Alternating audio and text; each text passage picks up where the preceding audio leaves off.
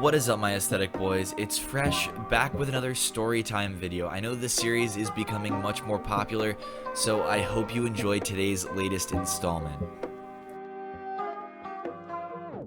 EP is mad I got a lead in a school play. So picture this. It's the 8th grade, my last year at the school I've gone to for 10 years, pre-K to 8th. It's a modest school, so almost everyone knows each other and parents. EP is a total PTA mom. She's one of those people who spends way more time than necessary setting up fundraisers and visiting her kids in class. Not that that's super important to the story, but I felt I should set the scene for you all. Our school has a middle school play every year. This year it was Snow White, and I usually don't audition because of stage fright. However, all of my friends were, so I supposed I would tag along. I read a couple of parts just for giggles, and lo and behold, the casting list comes out and I'm cast as the evil queen, which is pretty dope, especially considering that the role has the second most lines in the play. I work hard for about 2 months practicing and learning my lines and blocking, and even learn to stay in character when in a scene with my friends, which is hard to do for me. It gets near to the performances, and we're having our last few rehearsals before dress rehearsal. There are now some parents of kids in the play, including EP, watching us and helping set stuff up. While I'm on stage, I hear EP mutter, "EP's daughter should have been the evil queen. I don't know why she wasn't." I don't think much of it. EP's kid is cast as one of the dwarves, and she seems happy with her role, so I don't worry that I'm breaking any hearts. The day performances with the classes of kids go fine, but then comes the night performances. During one of the few moments where I can look out on the crowd, now consisting only of families of kids in the play, I see that EP is sitting right in the front row, staring at me like she was already rearing for my eventual death at the end of the play. I get a little spooked, but everything goes fine. The performance goes off without a hitch until the curtain call. I come out for the curtain call and the crowd is applauding as they have before, and I even hear a few whoops from my excited family in the front row. But my ears determine one other thing. A loud boo coming from the front row on the opposite side of where my family is. I look over and see none other than EP proudly booing me as loud as she possibly can, every once in a while looking behind her as if imploring the crowd to join her. It feels like a bad Parks and Rec bit. I'm honestly not sure if anyone else caught it, but I just found it entertaining to no end that this woman felt the need to boo a child because of a casting I had no control over. Now, let me be the first to say that PTA politics are messy to say the least, and casting in school plays are a political affair as well. This story is about as believable as any I've read on the subreddit. I have met so many parents throughout middle school and high school who treated their kids like this, who would get mad at other students for, say, achieving something, in this case getting a role that they believe their student should, even though it's really out of control of the kids, and the other kids frankly worked hard for it as well. Nobody deserves this kind of thing. I honestly feel bad for EP's daughter and hope she wasn't too embarrassed by her mom's actions. Children in museums. Arg. I was working at a large art museum checking tickets. In addition to the usual collections, the museum had a temporary exhibit, the art of Camille Claudel and Auguste Rodin. Rodin is the guy who made The Thinker. The show was organized around these two artists' work, which were all sculptures.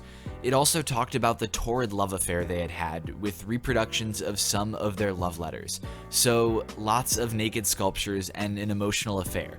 Not the stuff most kids would be interested in. Enter entitled mother EM. It was a Saturday, crazy busy, with long lines and tons of people. She's pushing a stroller with a crying, unhappy child, and she corners me as I'm coming back from the bathroom. The child appears to be about 2 or 3, very young. Then this exchange happens. EM, one of the workers here asked me to take my child out of the exhibit, and I'd like to know why. Me, was your child crying? My coworker probably just didn't want the other people to be disturbed. Maybe wait until your child is calmer? EM, why didn't the website say this wasn't appropriate for children? I drove all the way down here for this, and I'm really disappointed. Me, the website does say it's recommended for adults. We do have art programs aimed at children. EM, but I wanted to see this exhibit with my child. Why isn't there a kids version? Me, I don't know, I didn't create the exhibit. Do you want to see a schedule of our children's programs? EM, no, I want a kid-friendly version of it.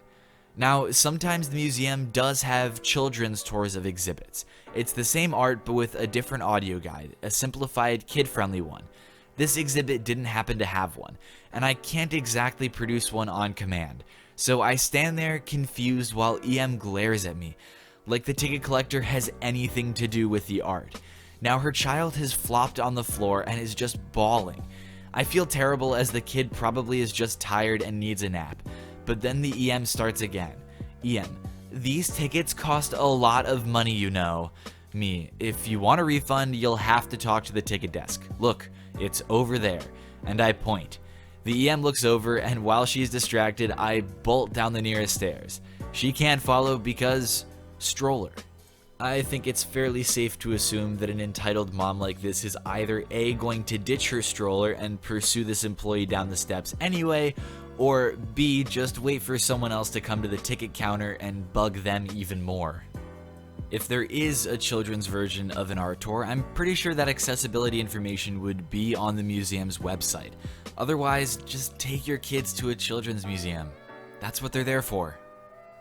Your disabled daughter probably won't remember this, so my son should get to do it. This happened about 4 years ago, so it's not a perfect recreation, but back when my little sister was doing horseback riding as physical therapy at a specialized center. They had special saddles, trained staff, gentle horses, and ponies and other accommodations for the physically handicapped. My sister went every 2 weeks or so, and she always loved it. Anyway, one week we go, and there's a mom and kid we've never seen before at the desk arguing with the receptionist. Entitled mom, what do you mean you don't have any lessons open? Receptionist, ma'am, we're entirely booked. This is a popular time. You can come in on Monday at this time, or you can come in about 3 months from now for this time and day. EM, you have to have something. R, we don't. I need to check in some clients for the lessons they booked so they can have their full time. The receptionist was referring to us standing awkwardly behind entitled mom waiting our turn. EM whips around, sees us, and huffs, standing off to the side. My mom goes through checking my sister in for her session and goes to send her off with the instructor. Then, EM, excuse me? Me and my mom turn around. Mom, yeah? EM, can my son use your time slot? We're not sure if we want to do this and we'd like to try it out. Mom, you can watch. EM, can't he ride? Come on. Mom, no, we paid for this time and my daughter will be using it. EM, my son would get so much more out of this than your daughter though. Mom, what is that supposed to mean? EM, well, is she even going to remember this tomorrow? I can't even begin to describe how infuriating this story is if true, and even if made up, it's equally infuriating for the content that it describes. The idea that someone could treat a girl with disabilities like that is astounding, especially telling her mother, will she even remember this tomorrow, as a reason to give up their paid time slot? Honestly, let's say she wouldn't remember it tomorrow. What changes? What would make you think that she's less of a person, that she's less deserving of happiness? I don't understand. EP wants us to play child-friendly music. So a little background, because there isn't too much to tell. A few years ago, I was in a band with some friends, and we mostly did covers of stuff like Kaiser Chiefs, Franz Ferdinand, Oasis, etc. Just Brit rock and stuff we like, with the occasional original song thrown in. We're not spectacular, but not horrible by any means. We didn't really do much in the way of shows, just local things like, oh, our secondary school wants a band and we're graduates. And just playing in the pubs near here in exchange for beer. Overall, it was a decent gig and just for a bit of fun. We go to do a show at a local pub one day. Now, they do allow kids in, but after 9 p.m. they do request that anyone with children leave, and it becomes 18 plus for the night because they expect people to drink and stuff. At 9 p.m. they cut off food service to try and coerce families out, and if they don't leave by 9:30, they're usually told to leave, and it's normally quite peaceful. I never saw anyone take umbrage with the rules. Until one night. So there's a family who enter at 8:55 p.m., mother, father, a 5-year-old I think, and a baby in a pram. Now our show is advertised clearly outside. Tonight, 9 p.m. Banned. Free entry, so pretty clear. The EM of the family decides to order a big dinner for their children, which they are told the kitchens are shutting down in 5 minutes, it's not worth it, etc. But they keep going on about how it's not 9 p.m. and blah blah blah, so the staff do shrug and go, fine, let's prepare some food. So we start playing at about 9:05, give or take, playing our normal set of stuff, which isn't explicit or anything, it's just music. So for 15 minutes, we are playing loudly, and the EP's baby starts crying. I don't know if it was our fault or not, but the issue comes when we cover a particular song, Michael by Franz Ferdinand. It's a very, very, very gay song, but we like it, and well, some of us are gay, so screw it. We start singing, and it's essentially a semi-explicit love song about wanting to shag a dude on a dance floor, and oh my god, the look on this 30-something woman's face. If looks could kill, I'd charge her with war crimes. Once the song is done, she gets up and storms over to us. EP, how dare you play music like that? It's obscene. There are children here. Me, excuse me? It's just part of the normal set list and no one else has any issues with it. Sorry. At this point, the drummer and bassist are giggling like idiots. EP, it's obscene and you're trying to expose my child to homosexuality. Me, no, we're not. We're just... EP, cutting me off. No, you will let me finish. Your music, she said music in the same way most of us would say tapeworm, is obscene and should not be allowed in a family establishment like this. Now everyone is looking. They're used to us taking about 30 seconds to talk to someone or have a quick drink of something in between songs, but this is something else.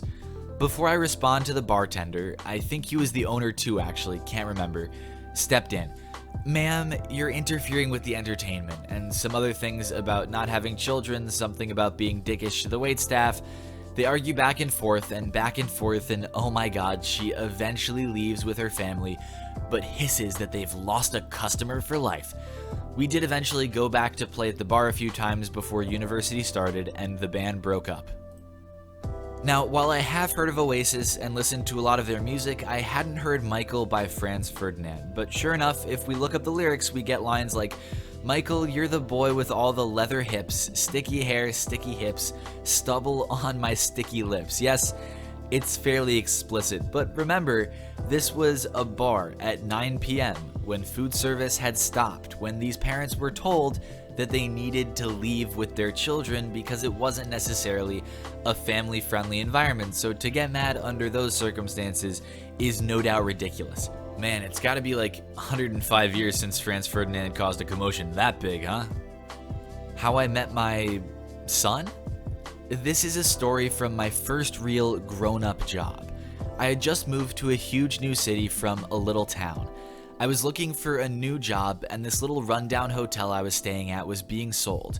The new owner was so delightful, and one of those extroverts that could look into your soul and really bring out your passions in a conversation. We became fast friends, and soon after, I became his hotel manager, complete with a new apartment on the top floor. This place was a total mess. It had transients like me, and drugs, prostitution, and lots of noise. We occasionally got swarmed with bookings because we were so close to a major federal landmark. The story starts on a day like this. I had a line nearly out the door and I'm all alone. A woman dragging a shy kid through our lobby pushed to the front of the line. She had wild eyes and huge track marks down her arm. Her disheveled appearance made me think of some sort of wild woman. I don't have time to wait. I have a kid. Me, I'll try to move the line as quick as possible. We have a convention in town. Wild woman, you don't understand. I have a kid. I just want to pay for my room and go to bed.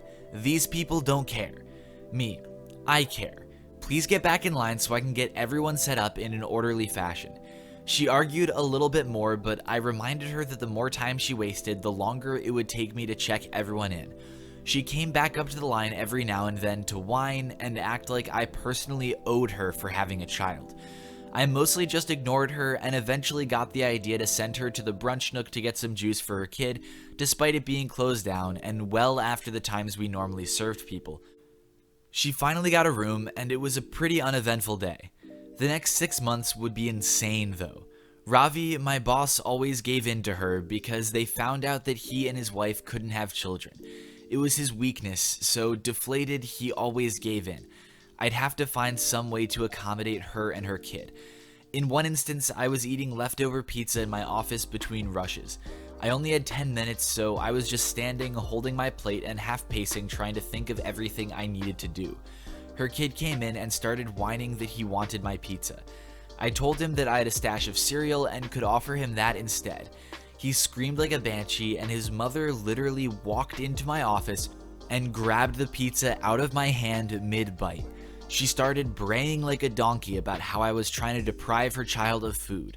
This one actually made me laugh hysterically because it was just so absurd. Since I lived in the building, she once knocked on my door at 3 a.m., pushed the little boy into the room, and told me she would be right back. The police came, knocked on her door, kicked out her friend, and just left like it was normal. I was in shock. Another time, she pushed someone else's child into the pool because he wouldn't give up the book he was reading to her kid. Ravi finally had enough since she was doing something dangerous to someone else's child. He called CPS even though I had already called several times. They listened to him. He was a business owner and he sounded more official than some young guy calling. The kid had no other family and Ravi and his beautiful wife loved children. They entered into a foster care situation because Ravi, upon finding out his wife couldn't have children, decided to move back to India. They had moved to the US to build a family in a safer environment, so with that option being taken, they wanted to be near their aging parents. After a year, the young boy grew into a polite and thoughtful preteen. He was doing really well in school and was returned to his lousy mother. Ravi and his wife returned to India and I stayed on to run the business. 3 short months later, she was back in jail. He was 13 and had no one. His social worker talked me into taking the foster parent classes just until they could sort out something more permanent. I did so. He moved in, and a strange twist, his mother just dropped paperwork on him, giving up her parental rights. By this time, he was 15. I was 27. We had grown very close at this point, so I legally adopted him. He lived with me for the next 7 years until he graduated college, got married, and now has a child of his own. A sweet little girl named Grace who has big brown eyes and looks like he did the day I first met him all those years ago. Well, guys, if that isn't the most wholesome story you've ever read on Entitled Parents, then I don't really know what is. I'm just glad the kid was able to turn out alright given the unfortunate circumstances in which he grew up. Entitled Dad takes my friend's things. So I was hanging out with my brother, and then this entitled dad shows up and asks for a cool rock my brother had found. Maybe his son wanted it or something. My brother gave it to him as he was very unconfrontational and the entitled dad was very intimidating. Then he leaves and goes over toward my local pawn shop and notices another cool rock and attempts to steal it without paying. His daughter is really embarrassed and she hates him, but he leaves and takes her with him to show him where another cool rock was. Then my friends tried to confront the dad about another cool rock, but he took that from them as well. Finally, they went to my other group of friends and took their cool rock too. He had the 6 coolest rocks in the universe. One more thing I forgot to mention. Who was this entitled dad, you may ask? Well, he just happened to be a Titan-born eternal deviant hybrid named Thanos. Ah man, I'll be honest, he had me there at the start.